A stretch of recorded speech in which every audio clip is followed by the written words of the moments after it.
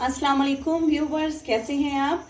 आज जी मैं अपने व्यूवर्स के लिए जो है वो नेस्कफे जो है 1 मिनट जो है कॉफ़ी रेसिपी जो है वो लेके आई हूँ। तो आपको बताती हूँ कि आप किस तरह से जो है वो बेहतरीन जो कॉफ़ी जो है 1 मिनट में कैसे रेडी कर सकते हैं। तो 1 कप जो के करीब जो है हमने पानी जो है वो फ्राई पैन पे जो है वो गर्म उबलने के लिए जो है वो रख दिया है। तो जैसे ही ये पानी जो है वो गर्म हो जाएगा, बॉयल हो जाएगा, तो हम ये साशेट खोलेंगे और इस साशेट को जो है वो पानी में मिक्स करके इसको बीट कर लेते हैं। आपको दिखाते हैं। हमने इसको जो है वो अच्छी तरह से जो है मिक्स कर दिया है। अब आपको बताते हैं, ये देखिए इसको हमने बहुत अच्छा जो है वो मिक्स कर लिया है।